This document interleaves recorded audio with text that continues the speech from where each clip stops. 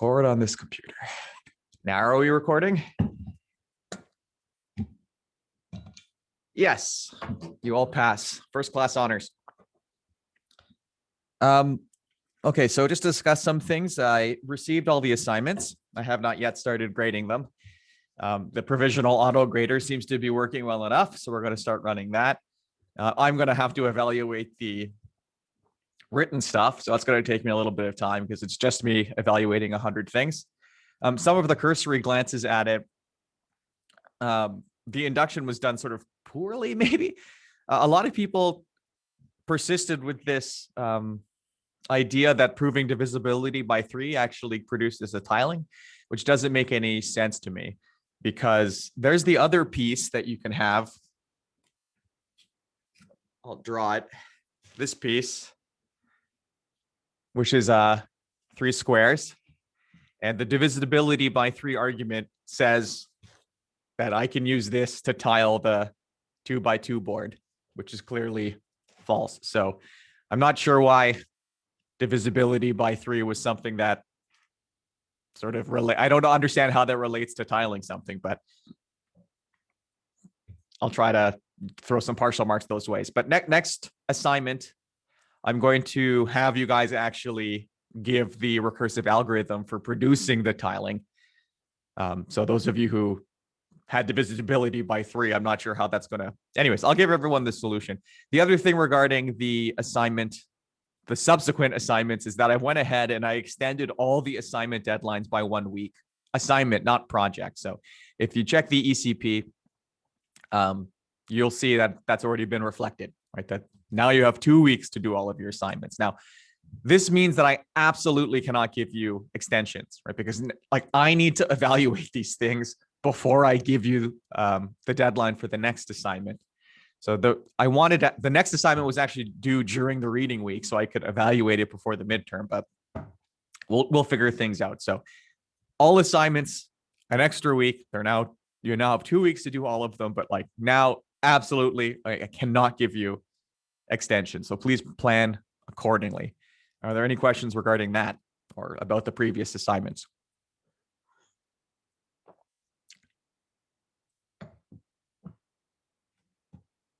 Okay, so let's start the lecture. So today we're going to do recursion in both what just happened there? Today we're going to do recursion in both hours because it's quite important. We've been using it the entire time, but now we really have to talk about it much more precisely. So let's get into it. So here's your weekly warning. If you don't want to be in the recording, don't be in the recording. To start things off, here's one of a Dilbert comic that I quite like. Wally, would you like to be on my TTP project? Well, what does TTP stand for? In short for the TTP project. I've named it myself. So do you want to join? I'd rather be your arch nemesis. Why did I pick this? Well, the TTP project is a great example of a self-referential statement. And that's the name of the game, right? For recursion, it's self-referential. Recursion is kind of a meme in industry, especially with it's always fun to try to name things recursively. GNU, yeah, isn't that, what does GNU stand for? Is that recursive as well? GNU is not Unix. Yeah, perfect. So there's a sort of joke in industry. No recursing is what we yell at one another when we always try to come up with recursive names for things. Okay, so the canonical example for a recursive function is that of f factorial. So let's not overcomplicate things. Let's use factorial as our example. Just to define it for anyone who may not know what it is. Here it is. So these are these case statements that we use in math, which really are very close to how we would express the function with guards in Haskell. But in any case, n factorial is equal to 0 when n is 0. When n is 0. Wait, is that right? No, n factorial is 1 when n is 0. Right, so first mistake of the day, right out of the gates. Slide 4. 0 factorial is 1. It would be really easy to create a factorial function if 0 factorial was 0. You just return 0 in all cases. Okay, so n factorial is 1 when n is 0. Otherwise, it's n times n minus 1 factorial, right? So something like 3 factorial is 3 times 2 times 1 times 1, I guess. Okay, so the obvious implementation for this is as follows. So the factorial takes a type that's an instance of a number class and then returns that number. So fact of 0 is 1. Here I did it correctly. And fact of n is n times the factorial of n minus 1. So here's my first question. Does this work? Will this satisfy the type checker? These are very close to questions that I'll be giving you on your exam and your midterm. Would you need to deal with negatives? Let's not get ahead of ourselves.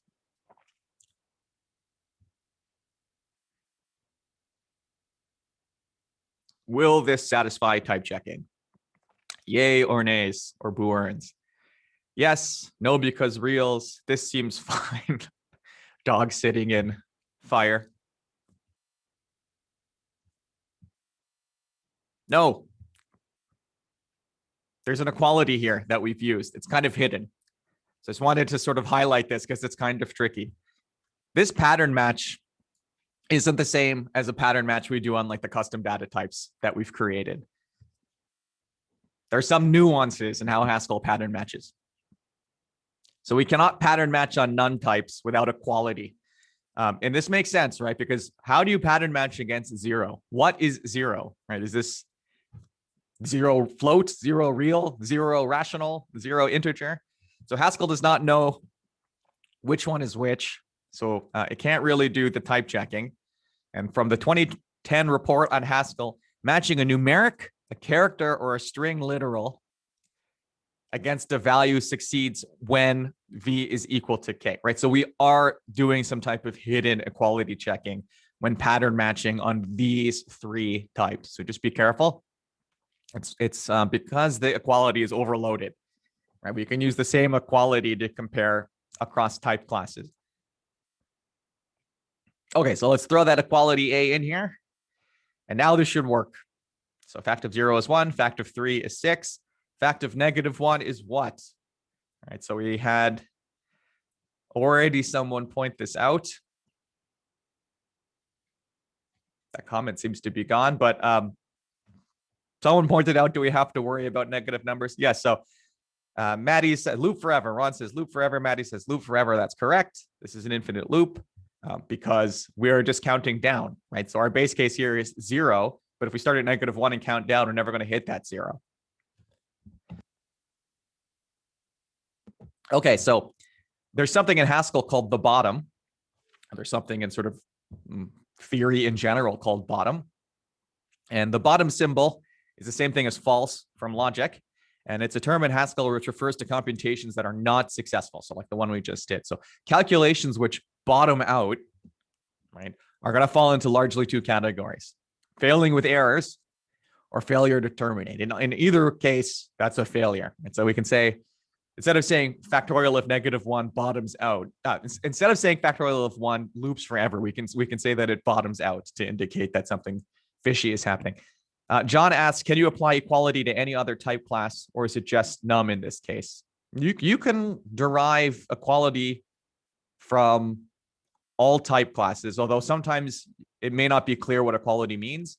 So like for the rationals, for example, like should 1/2 be equal to 2/4? Like there's one argument to say that those are equal. There's another argument to say that those aren't equal. Depends what you mean by equality. But to answer your question, yes, most classes you can derive equality. So maybe to make this more clear, you can do pattern matching without having an instance of equality on your custom data types, right? So when we were doing that yacht problem, if we define days of the week, that pattern matching can happen without deriving equality. It's just these built-in ones, right? The strings, characters, and numerics. How should we handle the bottom in this scenario? So going back to this factorial, how should we handle the fact that we can't use negative numbers and in general? Well, there's some options. 1, nothing, do nothing. This is the Python approach. We basically blame the user for anything that goes wrong. We say, here's your factorial. The precondition on factorial is that you give it a positive number. There is nothing that's going to check this. So it is your fault if you bottom out on factorial because there are preconditions. Okay, so what's the downside here? Well, the upside is that it's easier to write code, it's faster, but debugging is hard, right? Nothing ever tells you sort of you're doing something wrong. Number two, default output. We can just sort of say any, like factorial of something negative is 0. Why not? Again, the upside, that's easy, but the downside is that this may be hiding errors, right? Like factorial of -3 isn't 0, right? So that's something that may be convenient programmatically, but is mathematically incorrect. Okay, number three, use an error message. This makes it very obvious that something wrong has been done by the user, but it stops execution, which is like a very severe outcome. So that's the downside there, right? That you can't have a partial execution of something. Number four, as Maddie's recommends, use maybe. So we can return nothing on negative input. This is probably among the best options, but it does sort of complicate your code a little bit more, right? When you have to wrap everything in these jests and maybes. In any case, each approach has its advantages and disadvantages. Okay, and therefore I can't tell you which one of these is the right answer. It's like, for example, Python's whole philosophy is like number one here. So for simplicity, for our factorial, let's just do number two. Like let's just return 0 for negative input. So Ron asks, is equal undefined similar to error? No, right? Because you can check equal undefined and not halt execution, right? You can say, if this is equal to undefined, do something else. Like error really ends the game, right? Everything stops terminating, or everything terminates. Okay, so note, in order to ask if our input is less than 0 for factorial, we're going to have to be careful and derive an instance of order, right? Numbers don't come with order. So now our factorial has our type is a class, is an instance of equality and order and number. So fact of 0 is 1. Fact of n is just our definition. If n is greater than 0, otherwise, we'll just say that it's 0. So just note that this is a pattern match before that will throw. So here I can say factorial of -1 gives me 0. What about this? Will this work? I stressed at the beginning of the course that we're going to have to be very careful with negative because it's both a binary and unary operator. Rick says no. Lindenwell says no, it won't. Ron says yields a function. Sharp as attack class today. Yes, this is an error, right? This won't work. We can, however, use this, which is equivalent to wrapping that in brackets, and it's going to work. So this factorial code is recursive, but in particular, it's an example of something called primitive recursion. Now, what's primitive recursion? Well, if you have a function and that function maps integers to integers, that function is called primitive recursive if the following two things hold, right? You've given some base case outright, f of 0, and f of n for n bigger than 0 is defined in terms of n and f of n minus 1 only. Note, this is actually applicative to like more than just things that are integers, right? Anything that's sort of bijective with the integers is going to fall into this class. So a primitive recursive function is one which defines a base case outright and otherwise is just a function of n and f of n minus 1. So let's take a closer look at this. So more generally, these primitive recursive functions fall into a class of linear recursive functions. And a linear recursive function is defined as such if each execution of the function calls itself at most once, right? So the Fibonacci numbers don't fall into this linear recursive because it calls twice. Right? That is, each activation or invocation of the function involves at most one new activation, right? So factorial does fall into this class. Fibonacci does not fall into this class. Here is how our fact code is evaluated for n equals 4. I'm sure you've all seen how this stack is created. So let's go through it. So fact of 4, when that's invoked, it's going to look like this. 4 times fact of 3, 4 times 3 times fact of 2, 4 times 3 times 1 times fact of 1 is 4 times 3 times 1 times 1 times fact of 0. And that fact of 0 is going to resolve to 1. This process is called the winding phase of the recursion. So during the winding phase, new activations build a stack of activation records. So this is why most of you are complaining to me that recursion is inefficient, right? Note, so this is sort of like an upside down stack. It may have made more sense for me to start fact 4 on the bottom and to build upwards. Minor typo should be 3 instead of 1 on line 3 of the winding. Line 3 here. 4 times 3. Oh, yeah, that should be a 2. Thank you very much. 3 needs to be, 1 needs to be 2. Thank you. So going back to what I was saying, in order for this to be a stack, it may have made more sense for us to build upwards. But like in English, we write top to bottom. So you just have to imagine that this is sort of upside down. But this is the stack being built up. Okay, so after the winding phase, we do unwinding, right, which returns from the activations by last in, first out. What this basically means, we've created our stack, start popping from it. So from the last slide, we do winding, and we get to this point. Well, that should be a 2. And then after winding, we do unwinding, which looks like this, right? So it starts evaluating by order of precedence with the brackets. So like that one first. So we get 1. Oh, look, the 2 or 3 appeared. We keep unwinding until eventually we get 24. Okay, so there's 2 stages here in this type of recursion, a winding stage and an unwinding stage. So the time complexity is O of n. Right? More closely, it's 2n. And space complexity 2n, right? Once we put it into this complexity class, sort of the constants don't matter. Okay, so, that is sort of inefficient to build that type of stack. But we don't have to do it that way. I'm going to show you how to eliminate the winding phase. So let's employ, okay, so I'm going to show you how to eliminate the winding phase, but let's forget about the fact that we've defined negative numbers as 0. Let's just do the easier thing and blame the user. So let's revert to a factorial function, which just calculates the factorial, presuming that we've been given input that is greater than or equal to 0. So I've done this quite a bit where I've sort of had a function and I've written this h in front of it. Now, this h means helper. The other thing I should point out is this technically violates the naming convention because we should be camel casing, but I don't know, I'm going to be a little bit naughty. I usually write my helper functions like this. So this is a helper function for factorial. And as you see, I've added another input. And what this input's going to do, it's just going to hold the answer. Right? So it's not actually being used as input from the user, but I'm sort of using input to hold state. And this is kind of a little bit trickery to get some of the imperative paradigm back.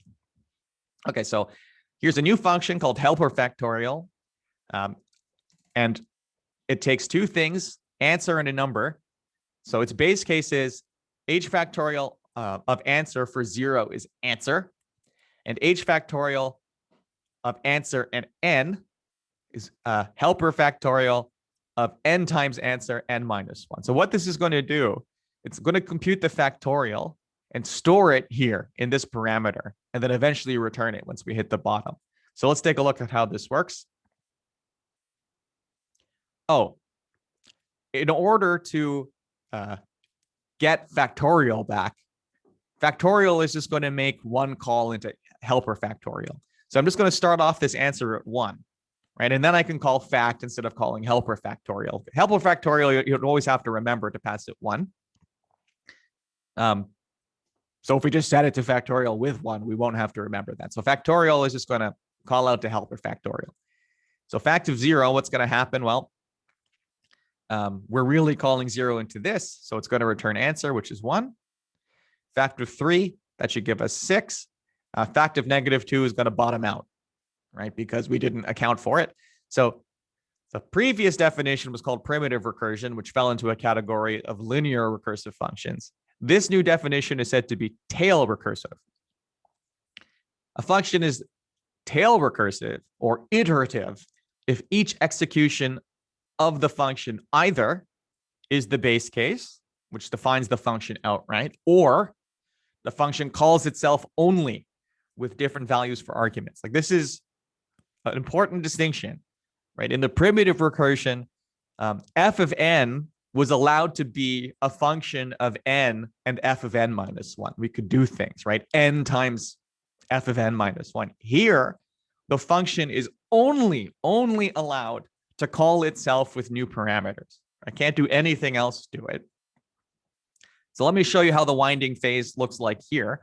So fact of 4 is going to call helper of factorial with these parameters, which is going to call helper of factorial with these parameters, right? So that answer gets multiplied by 4 and this decrements, right?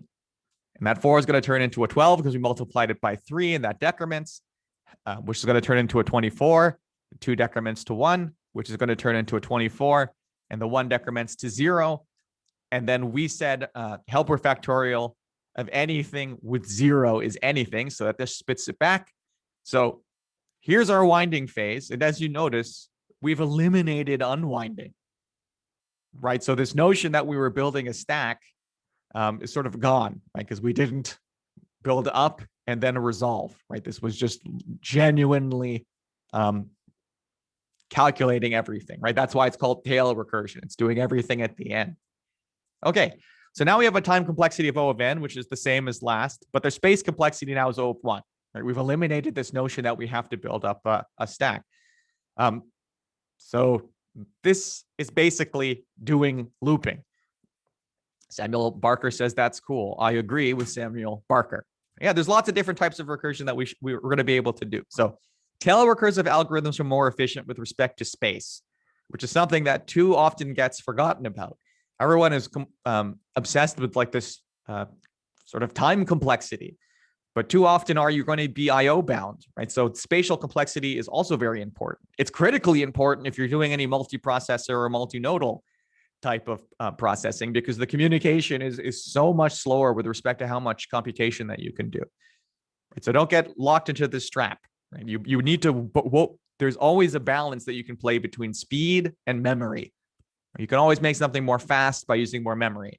And you can always use less memory by making something more slow. Right? But don't privilege time complexity over spatial complexity. Okay, so tail recursion basically is looping. And this is how you would emulate something. Like this is how you'd calculate factorial in like a for loop, if you'd like. So generally speaking, using this strategy of using parameters, right, to hold state, which is something that we're not supposed to do with functional programming, but still technically falls into what we're allowed to do. So you can now copy looping by using parameters to store state.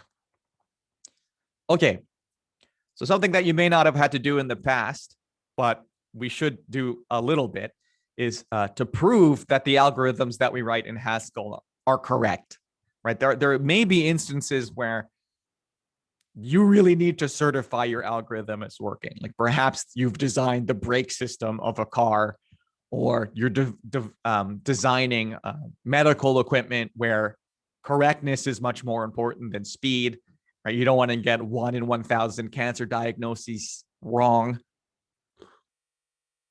So there is some utility in being able to demonstrate the correctness of an algorithm.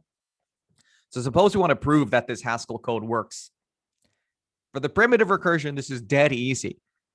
For one, the primitive recursion basically is the exact implementation of the mathematics directly into the system. It barely needs proof, but suppose we did really want to prove it, we can just go ahead and use induction. So here's our proposition.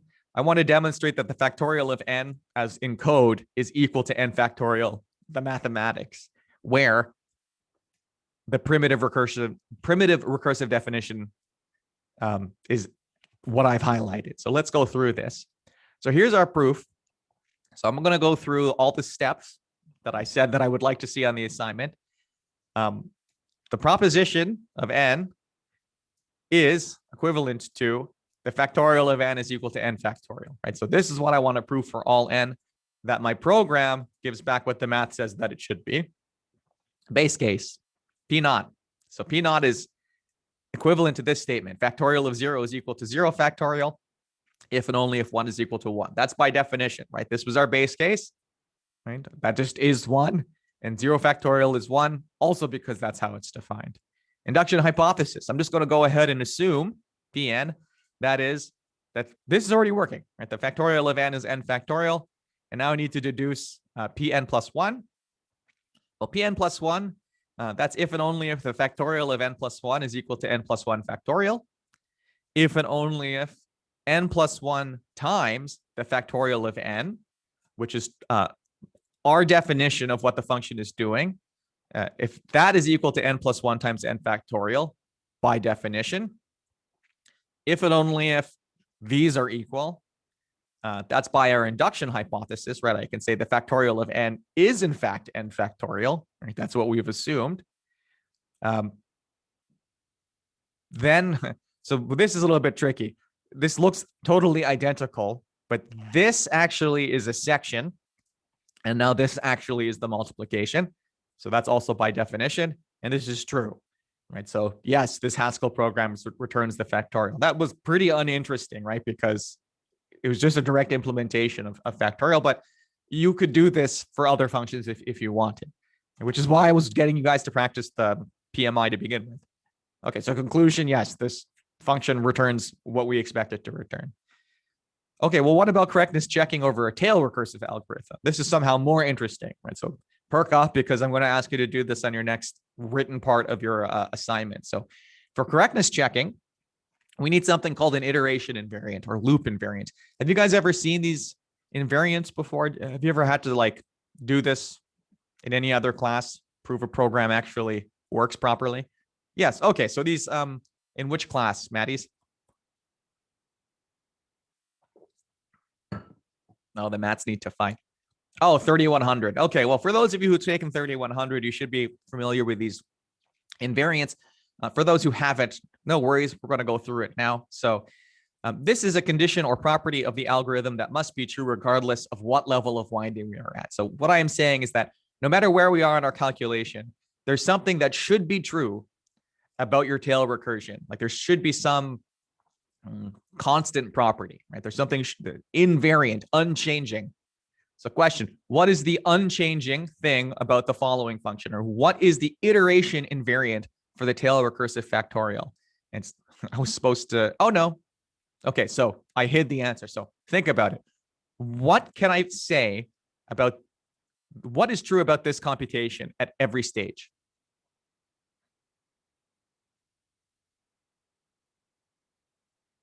Take a minute.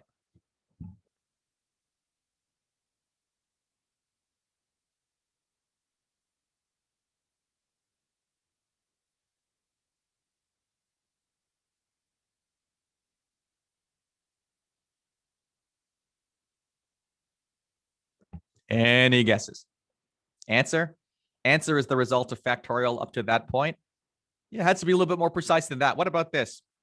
Helper factorial of answer and n is equal to answer times n factorial.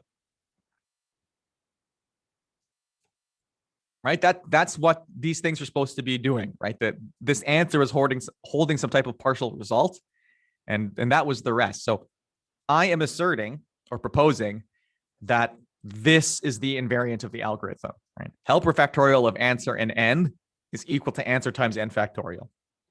Does that make sense?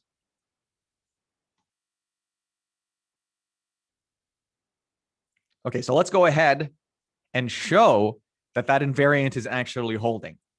So let's recall the definition of h factorial. I just put it up here. So we must show that at each line in our algorithm that the iteration invariant holds. And so and this is what I'm claiming is the iteration invariant. So let's do line 1 first. So the left-hand side of line 1, so it's h factorial answer of 0. I'm saying that this is equal to answer times 0 factorial, right? That's what the iteration invariant would say, which is equal to answer times 1, which is equal to answer. Right? So yes, right? So we've certified left-hand side of line 1 goes to answer.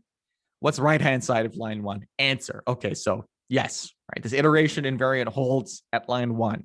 Let's now check that it holds at line 2. So left-hand side of line 2.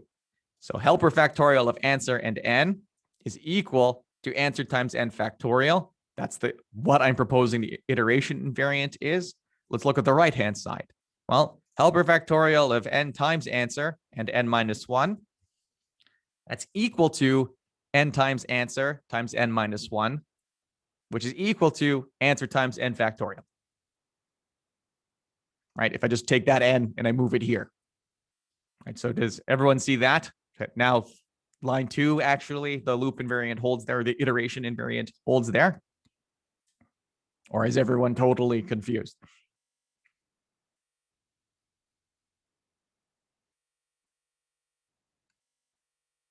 Someone give me some feedback so I know which way to go. Yes, yes. Okay. Yeah, you just need a little bit of practice with this. But essentially what I'm saying is that, like, this is always going to satisfy this property. Okay, so now what can I do? Right, so I've demonstrated that this actually is true, right? This invariant. So thus, if I call factorial of n, right? Remember, fact of n is calling into this helper. So I'm saying fact of n is equal to helper factorial of 1 in n. But by our iteration invariant, helper factorial of 1 in n is actually equal to 1 times n factorial, which is equal to n factorial. And thus, fact of n is equal to n factorial. So what we have done here is given a certification that this function, which has been defined using this type of recursion, is actually correct. All right, so that's what it's going to take to program something with these iteration invariants, to figure out some property that doesn't change throughout the course of the computation. Okay, so we've done correctness. What about termination of these algorithms? So to prove a Taylor recursive algorithm halts or stops, what you need to do is find something called the bound value. And this bound value depends on n, the input to the function. And n has to be shown always non-negative and decreasing. Right? So if your function is always bound by some input n, and that n is non-negative and decreasing, then you can conclude that the function is going to terminate. So essentially, this is giving an upper bound to the number of recursive calls a function can have before program termination.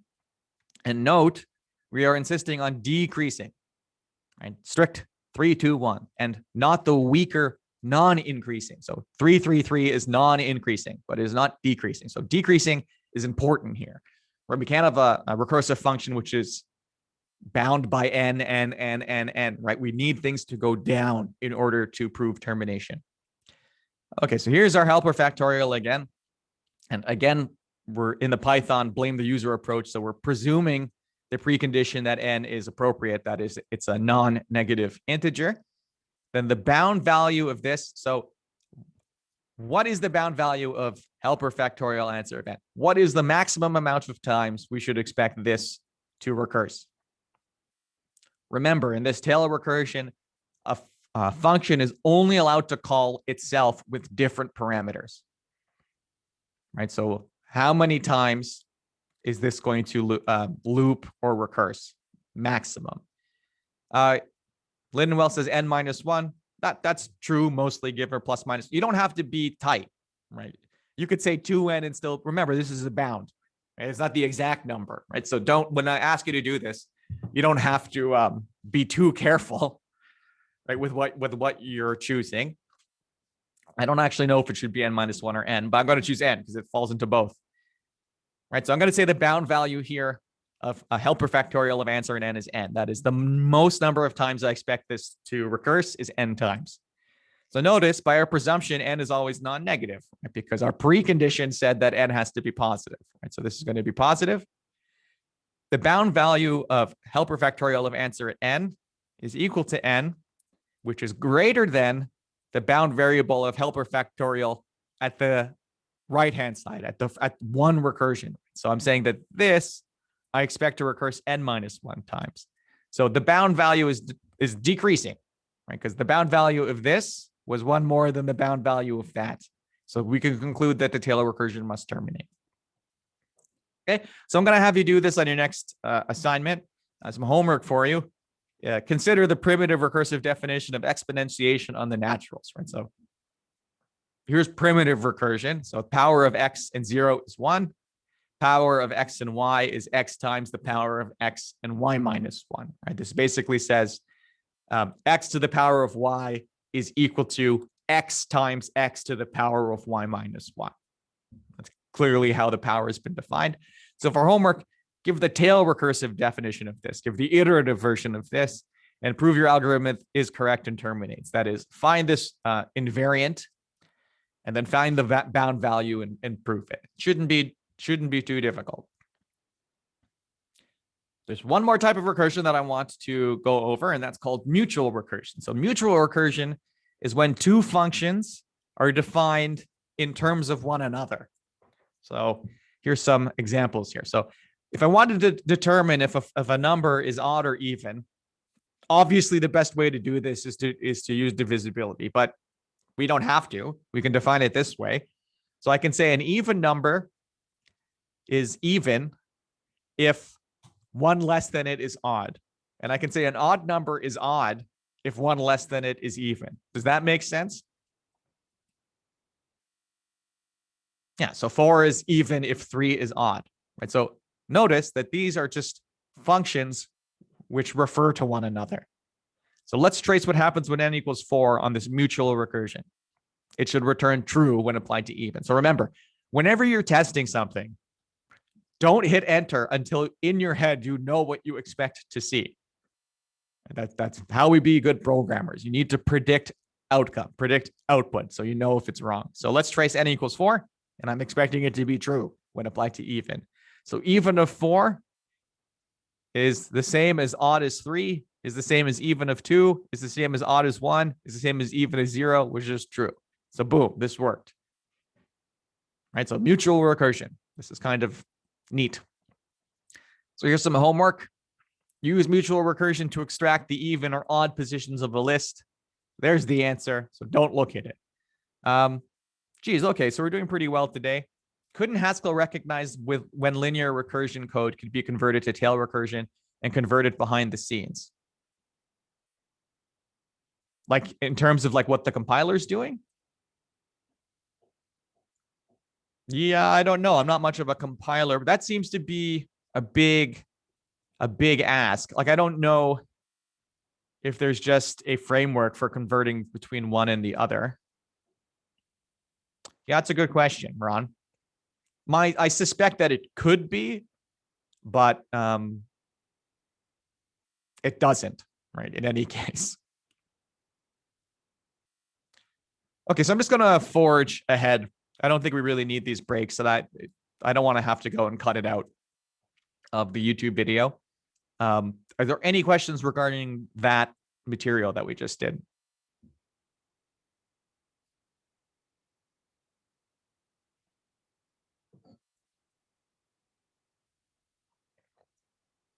My timing is way off. I thought this would be over. No questions? All right, let's move on then. I'll get rid of this. Ooh, I'm big. Can everyone see the following slides? Yes, okay. So what I want to do now is just do as many recursion examples as possible, right? Because it's one thing to talk about doing recursion. It's another thing to actually produce them, right? So I advise you this in studying as well. You can't just look at recursive functions and be like, yup, I understand that. Like, comprehension and production are two totally different tool sets, right? Yes, you need to be able to understand recursion, but you need to also be able to produce it. And the only way to gain competency at production is to actually practice as much as we can. So this is just going to, I think maybe I have at least half a dozen questions that we're going to work through. We do seem to have a little bit of time, so I'm going to give you, we're going to try to do this together. We're going to try to do some active learning maybe in this part. Maybe boring for the YouTube people, but let's go ahead. Again, recording, you're warned. Here's another sort of recursive meme. Recursion, it recurs. Recursion, it recurs. Recursion, it recurs. Blah, blah, blah, blah, blah, blah, blah. I like this. Although somewhere back there should be some base case. Otherwise, this picture is demonstrating bottoming out. Just go find a bathroom with 2 mirrors and marvel at the recursion.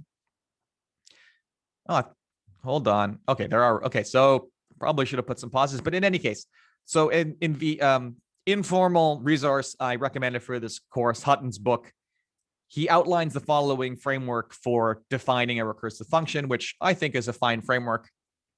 So let's go through it. All right, so the component steps of determining a recursive function or defining a recursive function is first, define the type. And this is what we do for any function, so it shouldn't be surprising that we're also doing it for recursion. So define the type. Enumerate the cases. So consider the function's domain and delineate edge and base cases in general. And there may be multiple instances of each. So basically, you know what the domain of your function is, and therefore you know that the domain is going to have some edge cases, right? So we need to then delineate them and define them, right? So that's what this is: define base cases. And some of these base cases won't have obvious definition, but they're still sort of obviously at the edge, right? For instance, we know that the product of an empty list is the base case, but it may not be obvious that the product of the empty list is 1.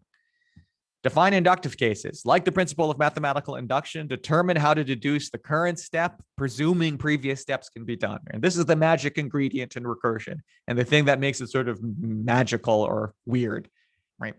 You're trying to define f, and you can go ahead and assume f is already working and use it to define it, and everything is going to work out fine.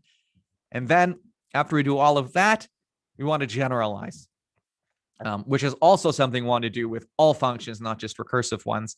This is a refactoring where we're going to use higher order functions to simplify things. And I'm going to talk about higher order functions next week. So for this lecture, we're just going to forget about the generalization step. Note, it is sometimes better to define the inductive cases first in order to determine the values of the base cases, right? So you don't necessarily, like, these two steps here can be permuted. Because sometimes in order to determine the values of the base case, we need to have the induction and define the base cases in such a way which it makes the induction work. Right. So for example, in the product of the empty list was 1 because that makes the induction work. Right? It just fits the pattern, not necessarily because it makes a bunch of sense. So let's just explicitly go through product, as I've just been alluding to it. So let's apply these steps to create product, a function that takes the product of a list. Define the type, okay? Product takes a list of integers to an integer. Enumerate the cases, okay? I know what my edges are, so I should have to return something for the empty case, and then otherwise this is the general case, right? So on empty, I need to do something, and on non-empty, I need to do something. Define the inductive cases. Well, supposing the product already works on smaller lists, so supposing that will just resolve itself. If I can get the product of the tail, then all I have to do is multiply by the head, and that will work. Okay, so how can we define our base case? Well, I know that we all know the product of the empty list is 1. Let's just pretend that we don't know that. So our inductive case implies, right? Our induction implies for the singleton list that the product of the singleton list should be this, right?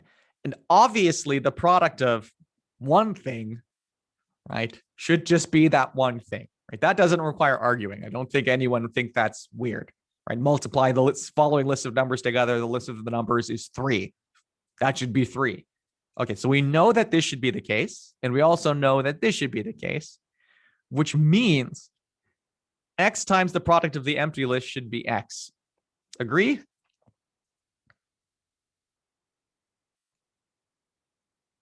Okay, and therefore, this needs to be 1. The product of the empty list needs to be 1. Otherwise, this isn't going to work. Right? So often, the base case of our recursion is just defined so that the recursion will work. Right? If this was anything else, if the product of the empty list was something besides 1, then we would need 2 base cases. Right? We've created a different edge. And generally speaking, we want to have the minimum amount of edge cases. And recursion actually helps you address edge cases more efficiently. I shouldn't say that as a generalized statement. What I should say instead is I find that when programming recursively, that I have to deal with edge cases a lot less because I basically defined my base cases to account for them. We've already seen in some of the programs that we've written that we've accidentally accounted for base cases. Okay, so exercise, and we're going to do this together now. Otherwise, we're going to go through this real fast. Well, you guys won't mind if I let you go a tad early in any case. Product, Ron says product of empty is error, and product of X and empty is X. Yeah, but so why is it better to error? Right, that's just going to totally stop the evaluation of the program, and you've doubled the number of base cases you have.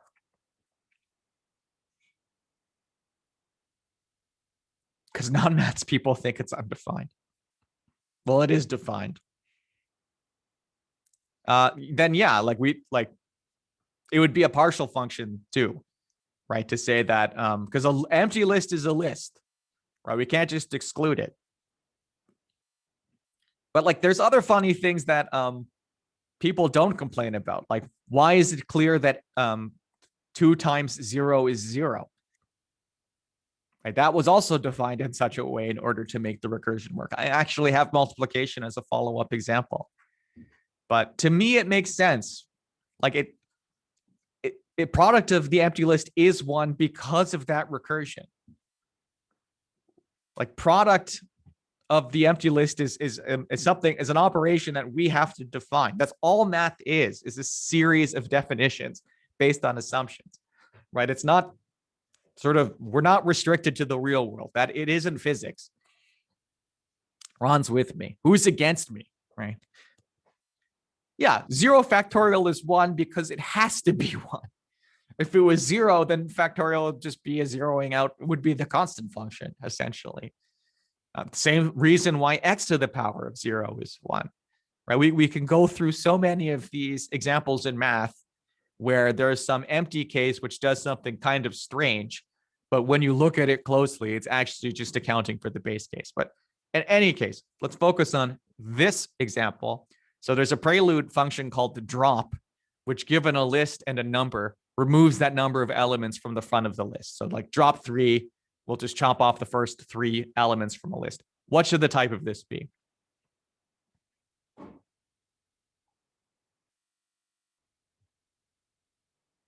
Michael says equality type T, number type T. T goes to A, goes to A. Okay. Yeah, that would work.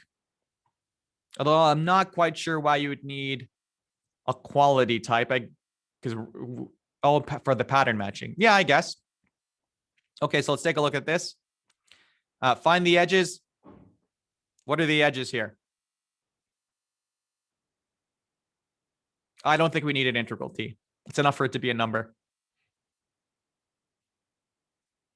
Well, I cheated and just called it an int, and then everything comes with it, right? Yeah, Kenton brings up a good point. If we're just deriving a number class, then what's drop of a half? I think it's more appropriate here to say, no, you need to give me an integer. We could use the other integer, but I don't know if how often you're going to have a list with so many elements that the index into it is like beyond a 64-bit int. Anyways, let's use this one. What are the edges here?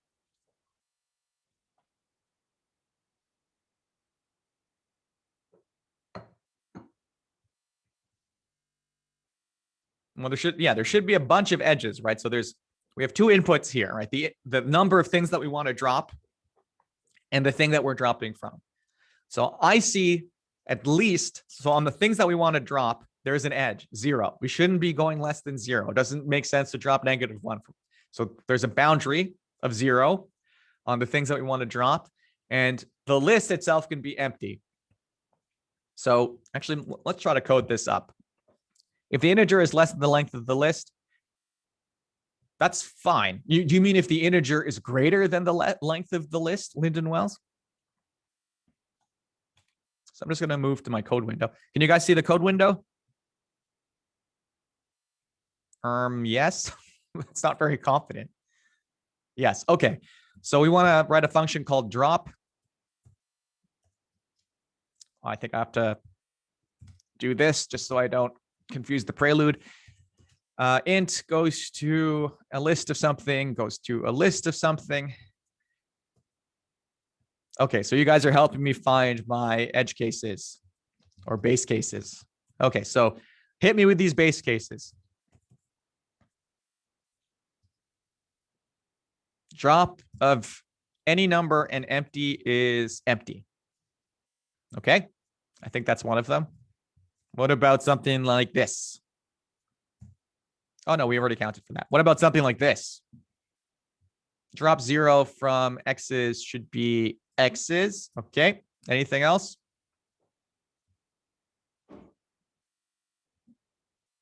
Michael, you're jumping ahead to the general case.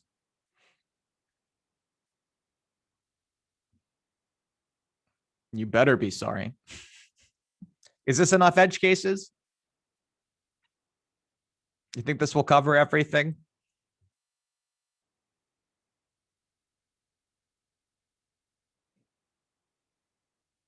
Need negatives? Let's just apply the Python approach. We'll just assume, we'll blame the user. So let's just add a precondition.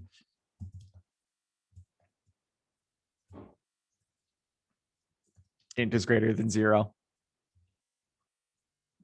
Or we can just decide if like the input is less than 0, we just don't do anything, right? There's a bunch of options, but for simplicity, let's just assume that assume a precondition. Okay, well, we will find out if these are sufficient amount of base cases.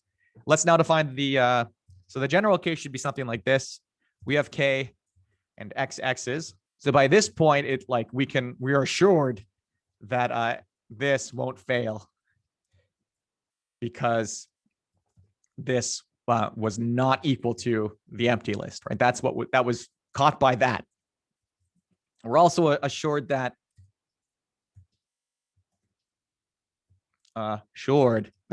k is not equal to 0, right? Because that would have been caught up there. So we can go into this function with these preconditions. Okay, so how can we assume? Okay, so I'm just going to say where what value should you, y, I don't know, y is a drop. So we can assume that this is already working on smaller values.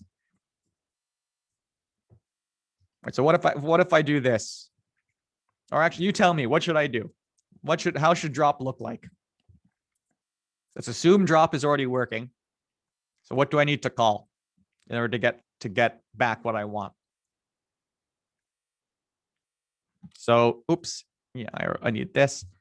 So Rick says to drop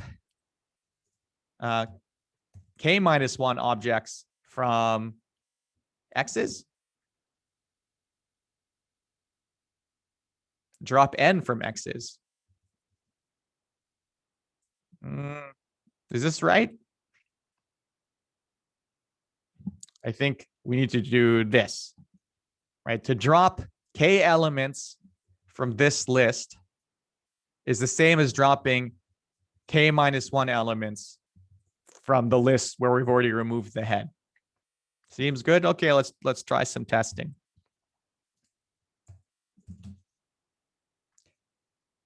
Drop, I don't know, 2 from 1, 2, 3. Okay, that looks good. Drop 0 from 1, 2, 3. Okay, drop 7 from 1, 2, 3, or 8. That seems okay. Let's try some of the edge cases. Drop 8 from this. Perfect. Drop 0 from that. Also great. Drop 0 from this. Cool. So that seems to work. Actually, don't know why I have 3 edge cases here. Because I guess I could have, let's just go to the answer here. Something here was redundant. Yeah, maybe this. I should have put an underscore there. I don't know. Okay, maybe there was a good reason I did this, but I can't recall it now. But it seems that for our testing, it was working. Okay, so that's example number 1. Let's keep going. Define the prelude function initial. which removes the last element from a non-empty list. Okay, so let's do that.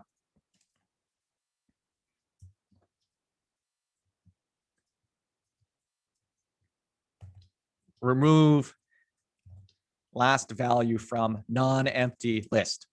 Okay, what is the type?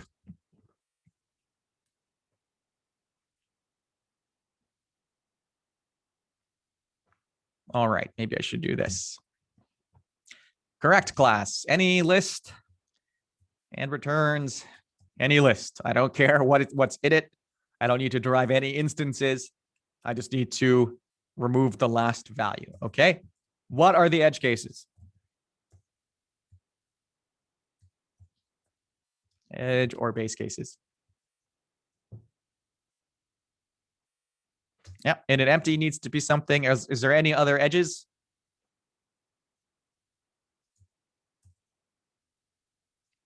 Nope. Okay, so what is the general case? So I suppose that would be this, right? So here we have guaranteed x's is not equal to the empty list. Anyone can spell? How do you spell guaranteed?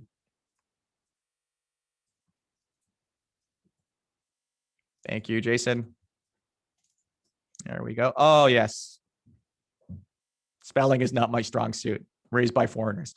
Okay. This is the general case. Did we miss any of the cases? Is this going to give us coverage? Are these all possible inputs? I think it is. So let's go through and try to define these things. So, oh, wait. This is the edge case? Who thinks this is the... Yeah, what did I say up here? This doesn't actually make any sense. Like this is error. Right? I'm not allowed to pass it empty. I think the edge case actually is this. Yeah, the singleton list. Okay. So we've corrected ourselves. So what should removing the last element from the singleton list resolve to? Exactly. Empty. Cool. If we assume that init is already working on smaller examples, right? So that is to say that I can do this already, right? Call something smaller. How can I get the answer to this, assuming that we have smaller examples? Aha, everyone is correct. I'll just do this. So it's x appended with this. Or maybe, just to be more clear, I can say this. Just want to remind everyone that this cons operator is the constructor for lists. I'll just show you. I can just say 1, 2, 3. Whoops. And that gives us a list, right? So I could have also said x gets concatenated with that. That's also correct. But let's do the thing that's more correct. Okay, let's do some testing. Okay, so init of one thing should be empty. Great. Init of 1, 2, 3 should be 1, 2. Perfect. Init of empty shouldn't work.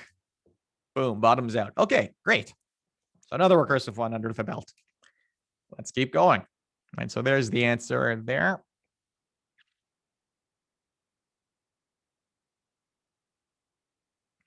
Okay, so let's define multiplication. But let's assume that we don't know that 0 times x is 0. Right? Let's discover that property. So using only addition, give a recursive definition for the multiplication on non-negative integers. So let's just go through our recipe. So multiplication on non-negative ints. So I'm just going to give you this. Let's just presume we're working with machine ints.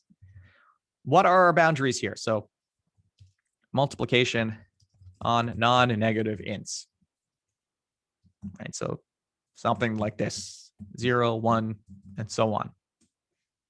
All right, so multiplication of what? What's the boundary here? Right, so the general case is something like multiplication of x and y is equal to something. Multiplication, 1x and x of 1. I don't think that's, no, that's not far enough. Look at what's the boundary on this list. 0, not 1, right? If you did 1, you would have missed, right? So that's why I sort of want you to delineate the domain, right? So we know multiplication has to go from 0, 1, 2, and so on to 0, 1, 2, and so on. So the edge isn't 1, right? The edge is 0. Right? So I think multiplication of 0 and something has to equal something. And the multiplication of something in 0 has to equal something. Let's just pretend that we don't know. Okay, so let's do the general case first in order to define the base case. So what is the multiplication of x and y? Right, supposing we can do something smaller. X and y minus 1, for example. No, Jason, I'm asking to define multiplication using addition only. Right, so we can't define multiplication using multiplication. So suppose I can do multiplication on smaller numbers, right? So multiplication of x and y. Suppose I can do the multiplication of x and y minus 1, which is a product which is going to be smaller. How can I do this? Michael, you just defined multiplication using multiplication. Aha, this plus y. Or is it this plus y? It's x plus this, right? Or to be more clear, let's do this maybe. Okay, what have I stated here? What does this mean in math? Let's look what this means in math. This is x times y is equal to x plus x times y minus 1. Is that true? Like what happens if you expand this? You're going to get x plus xy minus, well, you can just do it. This is x plus xy minus x, which is xy. Make sense? Right, so this calculation is genuinely smaller than this calculation, which is the only thing we care about. Okay, so we've defined our general case, and it sort of seems to make sense. Now let's try to deduce what the base case should be. Like let's do the same thing we did with product, right? I know that the multiplication of x and 1 is x, right? Some of you are saying that this should be the base case. So, but if this is true, this means, like this is if and only if the multiplication of x and 1 is equal to x is equal to what we said it's defined to be. So it's going to be x times the multiplication of x and 0. I forgive you, William. Yeah, I know that was kind of trickery. So this means this is if and only if what? The multiplication of x and 0 has to be 0. Right? And we can just do the same argument flipping the inputs. So I suppose that this needs to be 0 in order for our recursion to work, right? Not because it's defined to be that way, but because it needs to be defined that way. So we may as well define it that way. Like remember, even multiplication was a process that was defined by mathematicians, right? That just happens to conform with what we see in the real world. But again, if we're the ones defining the operations, we may as well define our base cases to like simplify everything, right? Rather than making our life harder. Okay, so let's see if this works. Multiplication of 1 and 2 should be 2. Multiplication of 2 and 3 should be 6. Multiplication of 2 and 0 should be 0. Multiplication of 0 and 2 should be 0. Great. Multiplication of 0 and -1. What's going to happen here?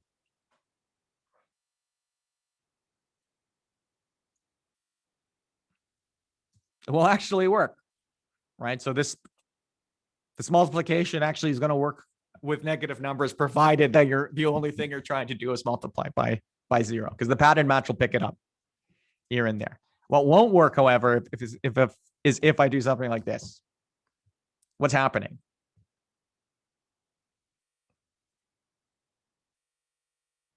we are bottoming out, right?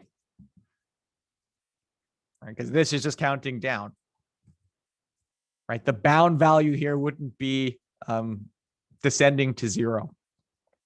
Will negative work if only the first argument is 0? Nope, it will work if either one is 0, right? Because this pattern match is caught first. Savvy? Will negative work if savvy? Cool, cool, cool. Okay, so let's try to move on to something more complicated. I hope the next thing I have is more complicated. Aha. You guys familiar with the power set? Yep. Yes. It's not that hard to understand, right? So if I give you a set, we should all know what a subset of a set is. And the power set is simply the collection of all subsets of a set. So for example, the power set of the collection 1, 2 is the empty set 1, 2, and 1, 2, right? This is the comprehensive list of all subsets of a set. Let's just use lists to represent sets, and let's define the power set over a list. Okay, so let's do pow set now. Power set. And I said that's going to be, I don't know, list of integers goes to what? So if the input is a list of integers, what's the return value for power set?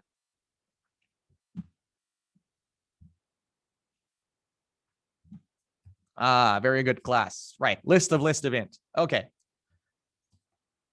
So let's just take a look at our domain here. Like what's our domain? So it's going to be equal to like all list of ints, or all, yeah, the domain is anything that's a list of int, which includes the empty set, right? Followed by all singletons, right? Followed by all duals, right? I don't know. But in any case, right, this is the edge. That's why it's called the edge case. It is at the edge. Okay, so I think we need to at least know what pow set on empty is. And then the generalized case is just what do we do on a non-empty list? Okay. Do you want to start with the general case or the base case? Is the base case here obvious?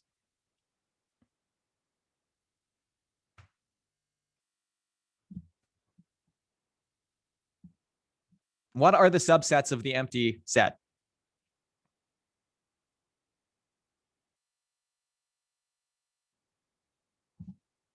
Yes, good.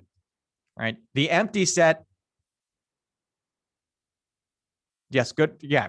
For those of you who said empty, that's wrong, right? I want to return the collection of subsets. So the only subset of the empty set is the empty set, which means this has to be done like that, right? The set of the empty set, right? You get one thing, right? The power set of empty has cardinality 1. It's sort of kind of tricky. Okay, so here I'm going to say where y's is equal to the power set of x's, right? So I'm already presuming that I can solve this problem on smaller ones. How can I get the power set at this level?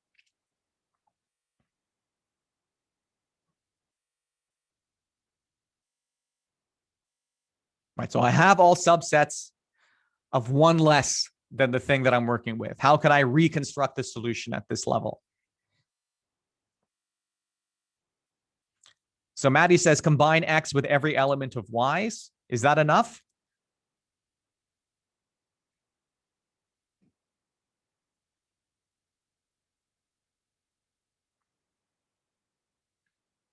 So like, are all of the subsets of y's also subsets of this?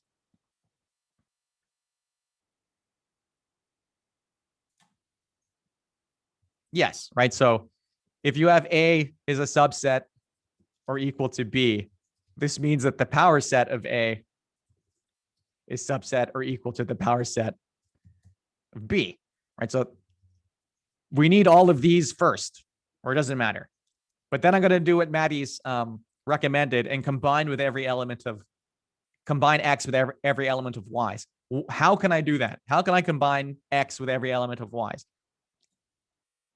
What new thing have we learned which would be really useful here? List comprehension. Thank you, Lyndon Wells. So let's combine. Oh, I need to fix my naming convention. This isn't a list, but a list of lists. So I should call this Ys. Okay, so I need to append X to every Ys such that Ys is taken from Ys. Everyone with me? Should this work?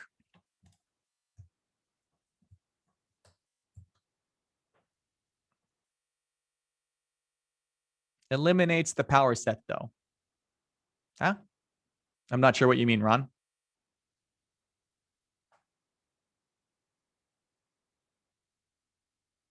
Let me think more. Don't worry. Okay. Yes, I always encourage thinking more. Let's try it out. Let's try the edge. That seems to work. What should the power set of 1 be? How many lists? How many subsets of the singleton list are there? 2. What are they? Empty and 1.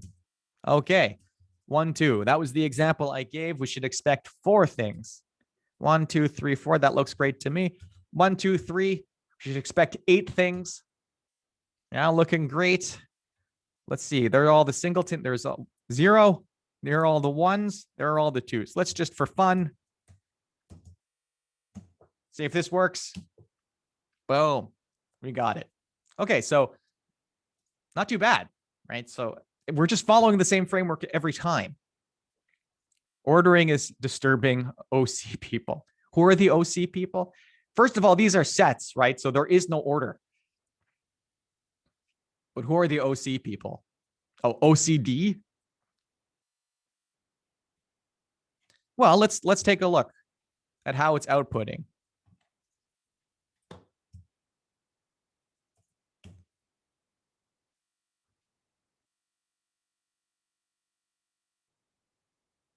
Yeah, it's interesting. Yes, but they're sets. There is no order. Then how would you want to order? Lexically? Ordering something is expensive. So this is recursive order. Maybe switch Ys in list comprehension. Okay.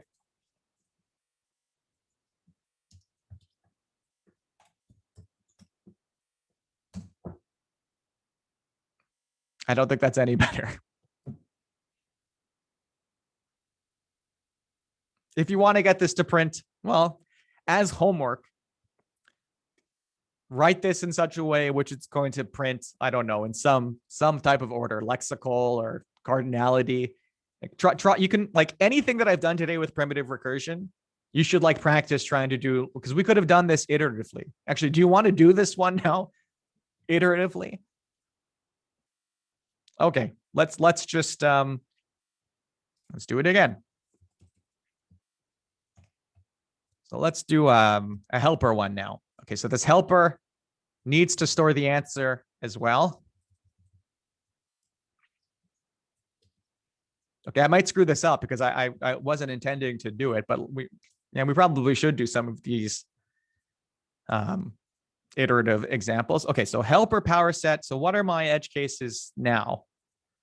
So let's just do the general case so we know what's what. So X's is going to be our input, and then answers is going to be what we're answering, and we're going to have to resolve that. Okay, so power set of like tell me what I should write here. There should be something here, and then answers should be equal to answers, right? We always need to return the answer.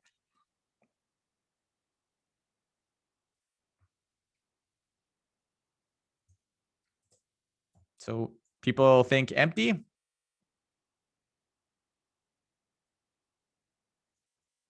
Okay, so then if that's going to be empty, how should I define pow set in terms of H pow set? H pow set empty AA, okay? So what am I passing here to power set then to make this work? And you can deduce it from here, right? You're saying H power set empty list and answer is equal to answer, right? So I know what pow set of empty should be, right? H of pow set of empty should be this. Right? And if this is equal to h pow set of, well, what should I call? Like this is going to be this and something. So what should that equal? Like what should the answer here be? It's staring us right in the face.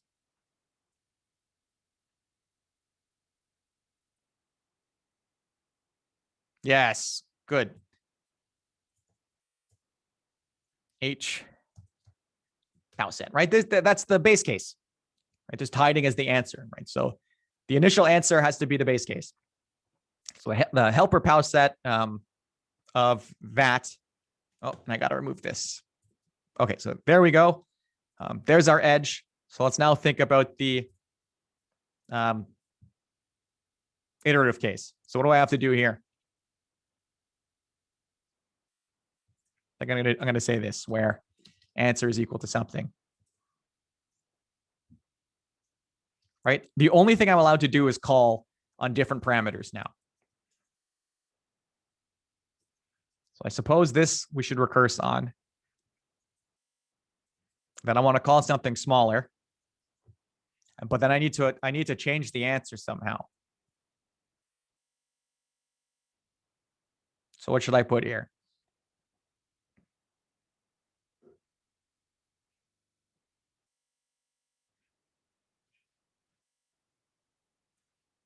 Well, I'm allowed to call myself with smaller values.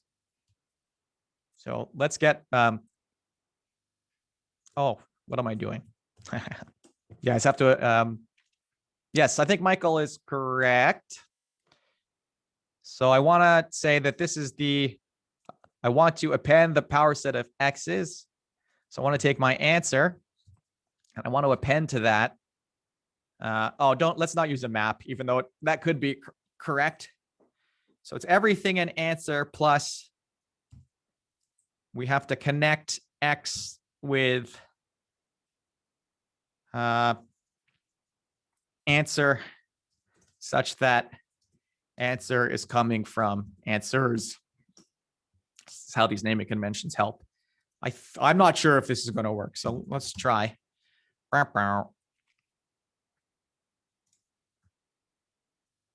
Let's just forget about this for the time being. Whoops. Okay, so let's try h pow set of empty in this, right? That should give us back perfect. Okay, h pow set of 1 in this should be 1 in empty set. Great. That should be perfect. That also seems to be working. So why was it complaining about this? It's the last thing I have to resolve. Oh, I think, yeah, it doesn't like this. So I think I just have to cast this as a list of ints. Yeah, somehow Haskell doesn't like it when you're using empty lists. It has trouble using pattern matching. Oh, I would have expected that to work.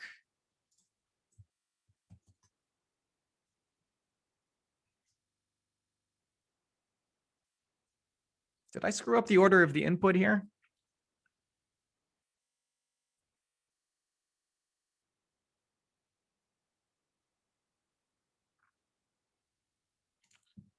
Yeah, do I have to do this? Will this make it work? Yeah, okay. So I screwed up the order of the input. So I want to remove this actually. That makes it more pretty, which means I just have to switch this to here.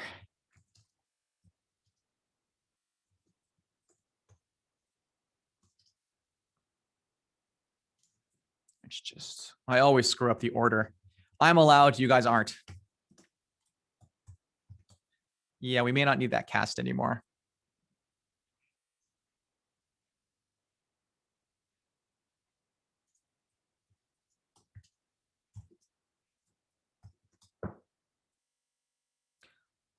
Oh, now what are you complaining about?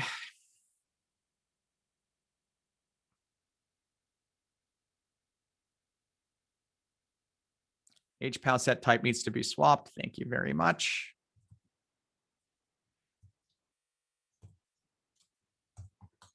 Okay, so let's see. That should be working. Yes. Perfect. Okay, so that's how you did the iterative version of this. Now you should think about what a loop invariant would be in this case.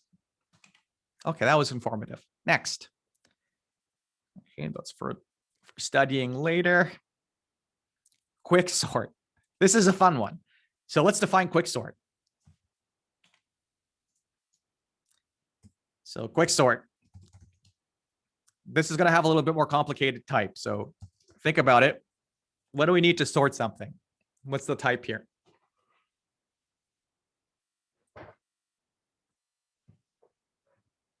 Yes, it needs to be an instance, or it needs to be an instance of ordered class.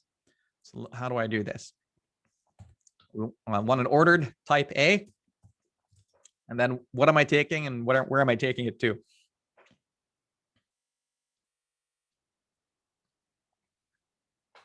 A to A. Very good, class. I have high hopes for you keeners who show up at 8 a.m. I wouldn't be showing up for this, especially given that they're recording. But I do really appreciate all of you who are showing up, because this would be a very wooden lecture if I had no one to go back and forth. I'm deeply regretful that we can't be in a class together. And please, I want to meet the rest of you, so come. No one's ever come to my office hour, not once. I procrastinate pre-recorded lectures. Gets me going, yeah. Ron's really activated by doing Haskell in the morning. And I appreciate you guys coming. Okay, so there, we're gonna quick sort this. Okay, so what? Help me delineate the edge cases. What's the edge case on sorting?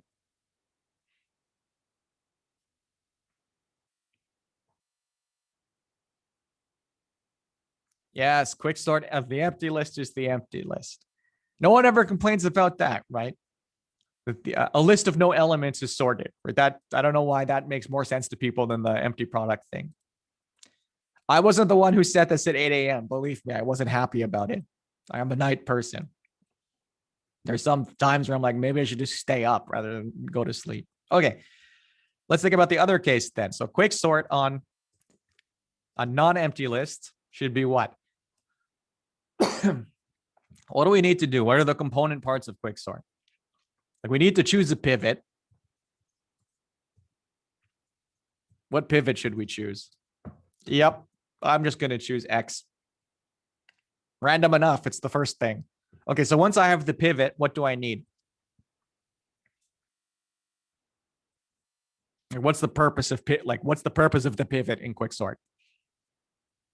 Yeah, I need to sort of partition the list into the things that are less than the pivot and the things that are greater than the pivot.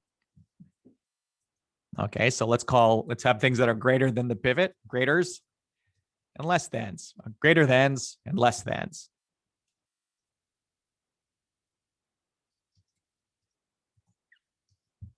Okay, what tool should I use for extracting all the things less than the pivot from the list? List comprehension. Very good. Okay, so I want all y's such that y is taken from x's, and what? I need y to be less than the pivot. Okay. I also need y such that y is taken from x's and y is greater than the pivot. Okay. But what else do I need to do? Because now I want to do something like connect them, like the things that are, did I screw this up? I did. These are less thans and these are greater thans. Okay, so I need to do the things that are less than plus the pivot plus the things that are greater than, but I need to do one more thing. This is enough. What happens to values that are equal to the pivot? Good point. Let's just do this.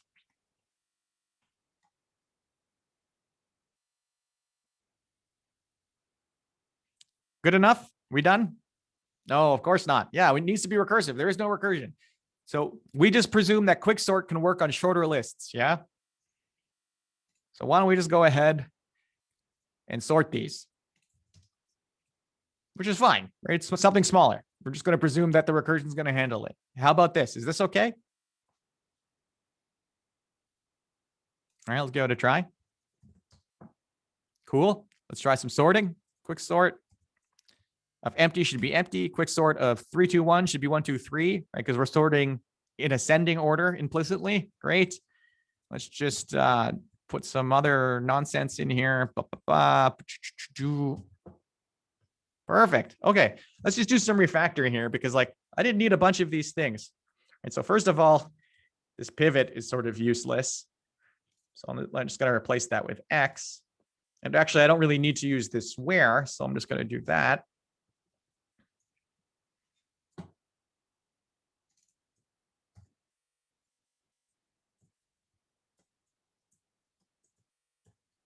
Okay. Reload that. Okay. Things should still be working. Okay. So look, in Haskell, quick sort is 2 lines. That really impacts readability. Yeah, I know. But I just want to show you that it's in 1 line. I actually forget how to do line continuations. That's why I usually use wheres. But in any case, right? So quick sort in Haskell, 2 lines. One of them is the base case, so it barely counts. Right? This is one of the things that we try to use to, which type of recursion is that again? Well, you tell me. Is this primitive recursion or is this tail recursion or is this linear? Well, is it primitive or is it tail? Right? In tail, look, it's not tail because tail, you're only allowed to call yourself with different parameters. Right? I've done much more than call myself with different parameters. I've called myself multiple times and done other things, right? So this doesn't actually fall into any of the categories. Yeah, lol, Jason. Jason. Is that like a reference that anyone gets, or am I that old now? Okay, thank Christ. Heavy rain. Good job. Okay, let's move on. Cool. Yeah, cool. I should start playing Fortnite just so I can like relate to you guys. We're almost getting there to the end. Probably let you guys a little bit early today. Find the least integer in a list of integers. Let's try this one. What did I call it? List min. So find the least integer in a list of integer. Okay. List min. What's the type here?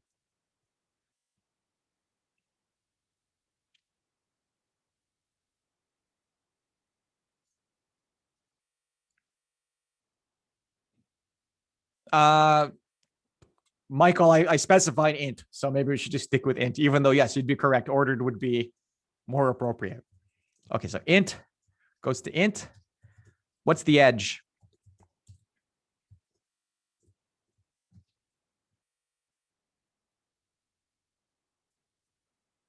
What is the edge of this type? Would an empty list count? Yes, right? Because it's of type list, not singleton, right? This is what I need to try to stamp you guys out, right? We're always tempted to do singleton list because it seems obvious as to what that should be, right? But don't define partial functions. That is disastrous in Haskell. I really want to see what the minimum of an empty list. Well, that is the purpose of this. That is the purpose of this example. Kenton.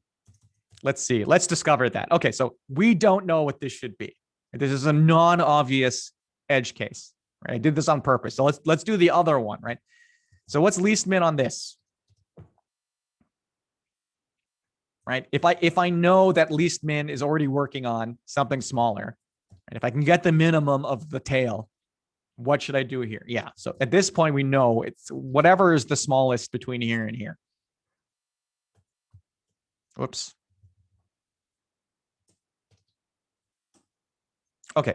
But this sort of still leaves the least min case. Okay. So what we're going to do is try to derive it. Least min, not least min. I don't know. Just pick one. Least min L3. Okay. So let's just do let's just deduce this from what we know. So we do know what should happen on least min of the singleton list, right? This is all of you were tempted to use this as the base case. So what is the least element of a singleton list? Well, it's that. Okay, but from this, from our recursion, I'm saying least min of X is going to be equal to the minimum of X and what? Least min of empty. Okay, but this needs to be equal to X. Okay, what value guarantees this?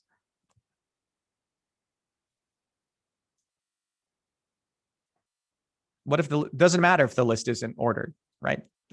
We're just pulling out the smallest one.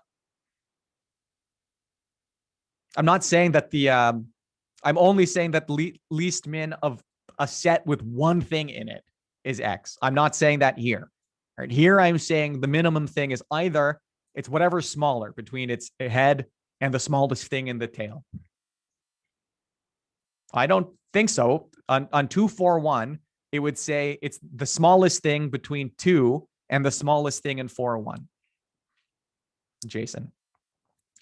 Yeah, some of you have converged, right? So this needs to be infinity. Everything is smaller than infinity. Okay, but how do we get infinity? This data type is a machine int, isn't it? We discussed this has boundaries, doesn't it? So like the ints are something like minus 2 to the power of 63 to 2 to the power of 63 or something like that. The point is it's finite, right? There's the biggest thing and the least thing. Then it makes sense to throw. No, like Kenton, like error, that sucks, right? So someone's already found the answer here, but like let's think about this. What is equivalent to infinity? For this data type, at least. Infinity minus 1. Max value of the data type. That is correct, Ron. And in fact, I just can't remember it. That's just basically what I said. I'm just trying to find max bound. So there's this thing in Haskell called the max bound. I think I need to give it a type.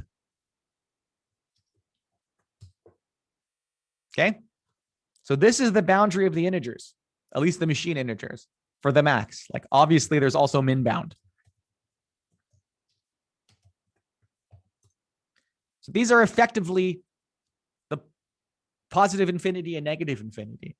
So if I set least min here to positive infinity, like the max bound, this will work.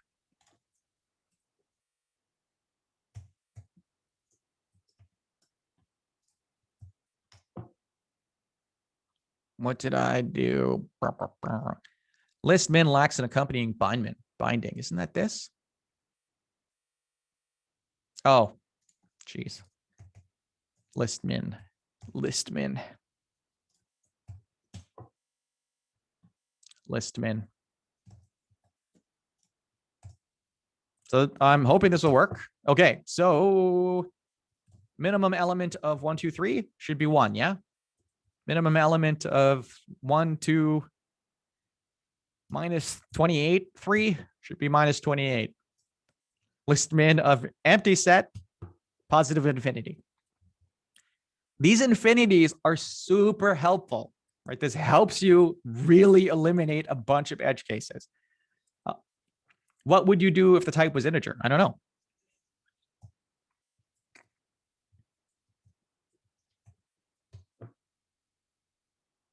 You'd have to come up with some provision for working with infinity. In Python, actually, there is just float inf, which is just a way of comparing with order so that it's always true. Yeah, I don't know how to do this one with integer, but we would just have to like define a data type for infinity and tell Haskell how to work with it. You don't even need to go to NumPy. Like Python has inf built in without calling anything. Oh, I can't. Maybe I can show you here.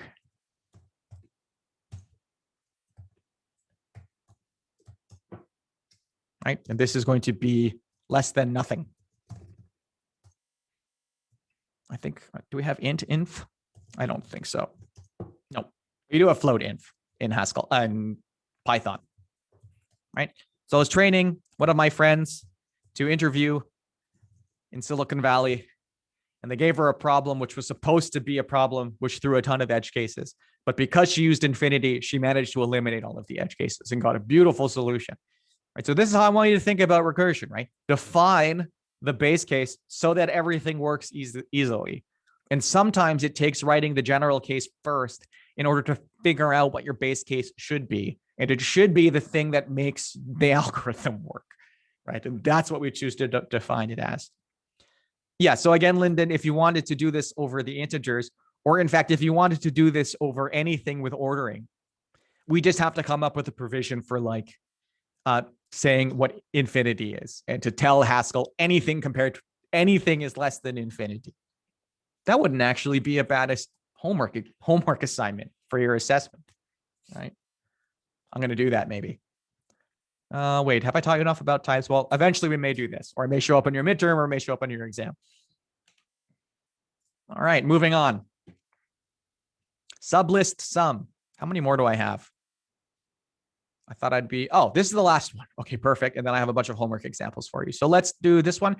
Determine if a list of integers contains a sublist that sums to some target, right? So if I give you the list 1, 2, 3, I can make the sums 1, 3, 5, and 6, and 0. So let's do this. Sublist sum. Sublist sum. So I guess I want to take a list of ints and some target and return a bool. So sublist sum of x and x's and some target is equal to a, I don't know, something. Okay, so what is the edge case here?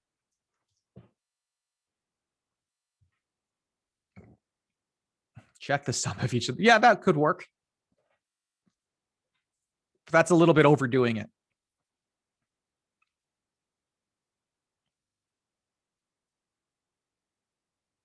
Like Ron has a perfectly fine solution to this. We can use power set to generate all subsets of this and then filter them based on what the sums are. But let's do this more directly. Right? No, the sublist doesn't have to be contiguous.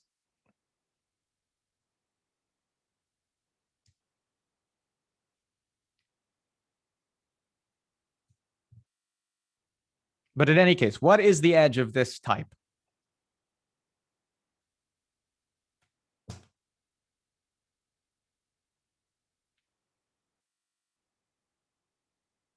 You can choose to have an, okay, so maybe there's like still some confusion as to what I'm trying to say. So the sublist, like the complete list of sublist sums of that list are 1, 2, 3, 1 plus 2, which is 3, 1 plus 3, which is 4, 2 plus 3, which is 5, 1 plus 2 plus 3, which is 6. Oh, Jesus Christ.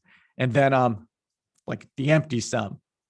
So sum of nothing, which is 1. 0. Savvy?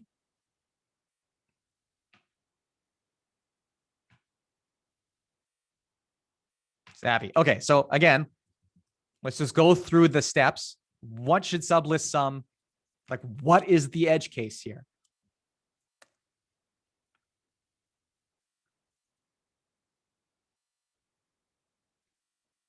My lord, guys, empty list. Thank you. Okay. But finish it. If this was target, what should this be?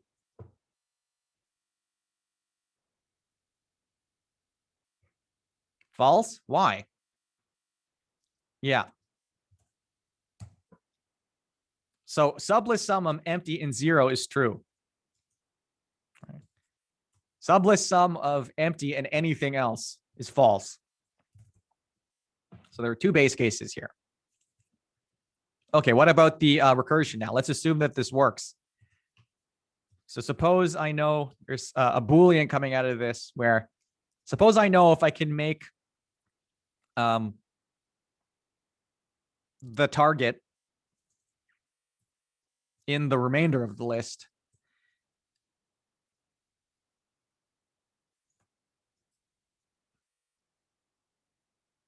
So sublist sum 1, 2, 3, 0 is true, even though 0 is not in the set. Yes, because you can choose 0. You can because the empty list is a sublist of 1, 2, 3. You can always choose none of them, Ron.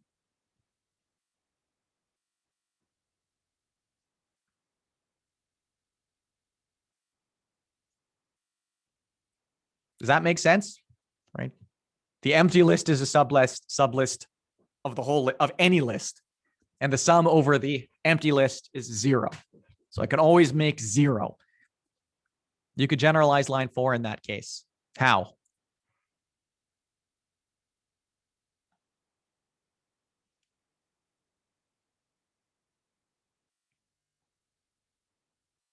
Anything in 0 is true? Yeah, I think you're right. Good observation.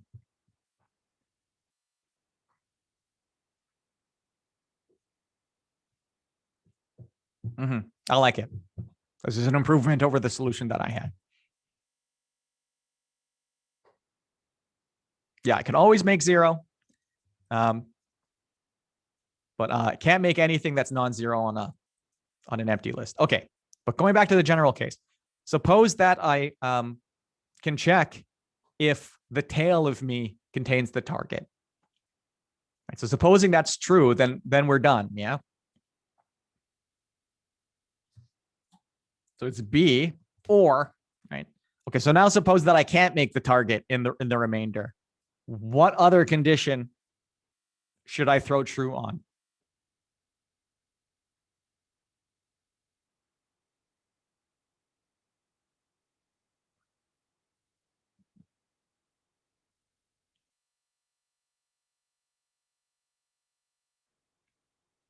Is this done? Is this like sufficient? X is equal to the target? Not quite.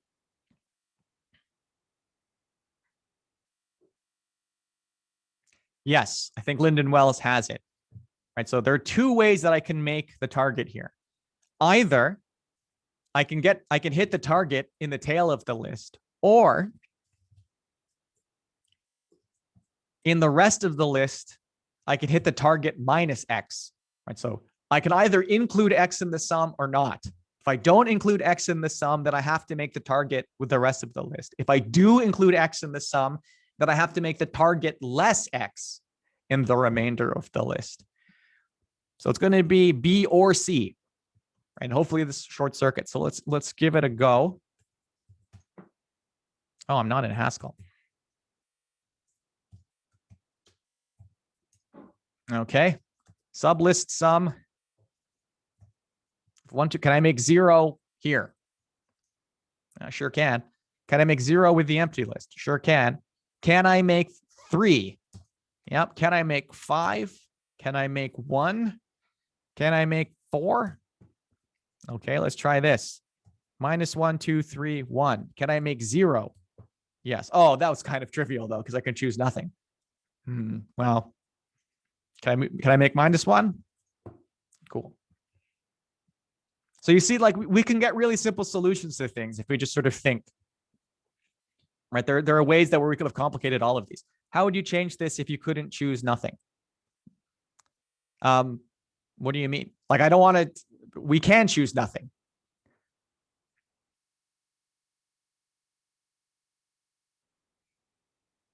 What do you mean if you couldn't? Like, I don't want to even entertain that, right? Because it's incorrect. Or we'd have to turn this into a partial function. Like we could, if you couldn't take, okay, so if you couldn't take nothing, how'd that even work? Okay, so we'd have to have like a new specification that says a sublist does not contain the empty list. If you wanted real people to use it, what's wrong with taking no elements from a list? You guys are going to irritate people in industry if you can't get used to this, right? Those are real people. I would expect to all of your functions to work on empty cases, right? Why would you be designing all of these partial cases is beyond me. Right? You need to get to a point where this makes total sense, right? That the base cases should be delineated like this. But this does make sense to people, right? It may not make sense to you. I'm trying to say you need to get to a point where this makes sense. Like, why can't you take, if I'm saying take as many members of this list as you want, why can't you take 0? I'm sure, okay, yeah, so you could make you would have to then say, let's make a function which takes a sub list of non-zero length, sure. But then you have a function which just is like doing less than my function. It'll be more complicated. Yeah, fight me IRL. I'm telling this makes sense. This makes more sense than excluding it. Right? Because again, like we get to define these things. Like it would be a weird specification to say, I want to have this sublist sum, but for some arbitrary reason, I want to make it so that you have to take a non-zero number of elements from it.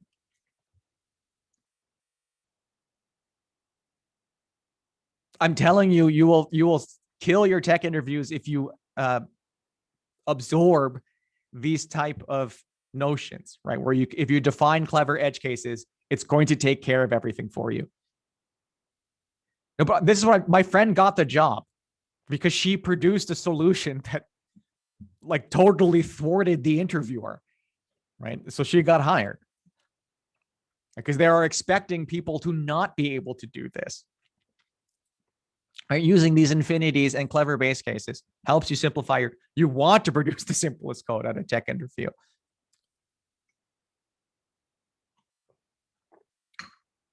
In any case, if you wanted to make a partial function, I just say, don't give me anything that's, this will still work, right? On any lists that are greater than 0, right? This is still a better solution than the one you would produce that had more base cases, right? Because the thing you're asking is actually a sub computation of what I just did. I guess that's my best case. In any case, this isn't a tech interview. You're taking my class. So I am demanding of you to figure out base cases in such a fashion, at least for this course. But my hope is that you get to a point where you're like, oh, this makes, yeah, why not define it like this? It just makes total sense. Okay. We're approaching the end. So I felt that we were going to run under time, but we seem to be okay. I'm going to give you some homework, by which I mean, this is stuff that you should be practicing now so that you're going to be able to do the assessment. And you shouldn't wait till the assessment comes, right? Because like you have a free week now to study and office hours that I have that no one shows up to and tutorial and stuff like that. So try some of the free weeks here for my course. Here's some practice that you can do, right? And you can both try doing primitive recursion, tail recursion, mutual recursion, whatever you'd like. But it isn't a bad idea for every time you come up with a primitive recursion that you also do the tail recursion and try to come up with these invariants. Question 1, find the longest common subsequence of 2 lists. I don't know if you need any more explanation. A subsequence is like, just exclude as many elements as you want. So it's not non-contiguous, right? So if you have 1, 2, and 1, 2, 3, the longest common subsequence is 1, 2.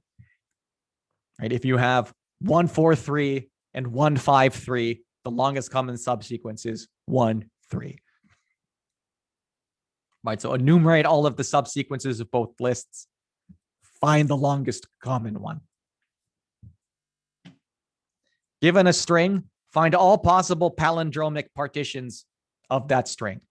By which I mean this, for instance, if you have this string, nitin, N-I-T-I-N, all of these are, the following things are partitions, right? So if I concatenate this, you get that back. And you notice that each of these individual strings are palindromic. Well, that's trivial. This one is not, right? So if I concatenate that back, you get the original word. And each of these individual words in here are palindromes. Same for this. Given a sequence, that like a list of integers, Find all subsequences that begin and end with the same number, right? So this has 32 subsequences. 5 of them begin and end with the same number. The trivial ones are 1, 2, and 3. And the non-trivial ones are 1, 2, 3, 1 and 2, 3, 1, 2. Right, 2, 3, 1, 2. So give that a go. Any questions regarding that or anything else? Is tail recursion going to be more efficient? Should we always use it? Like in this class, I'm not particularly concerned about efficiency. I'm concerned about producing any algorithm, period. Right? So you have to understand that it's not always about efficiency. First step is, can we even compute the thing that we want to compute? Then we'll worry about making that more efficient. Again, you could always go into your abstractions and like make the individual pieces. So in this class, I'm much more concerned about doing something that will work rather than doing something efficient. But yes, tail recursion is usually more efficient because it eliminates the unwinding phase. But that's a spatial complexity thing. Anything else? Does tail recursion always going to need a helper function? Basic, yes, right? Because you need to introduce new parameters to save your state. What shampoo do you use? Head and Shoulders. You try having black hair. Anything else? Conditioner. Nah, I think I combine it. I also brush my teeth in the shower to save time. Right? I don't have time for conditioning. Yeah, nice. Anything else, class?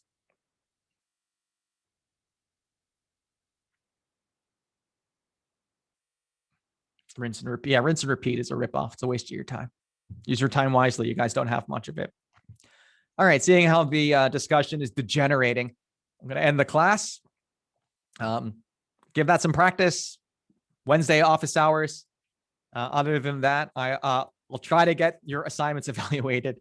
It may take a little bit of time. Well, thank you, guys. I will see you this week, next week. You guys have a great day. Stay above water. Stay dry. Cheers.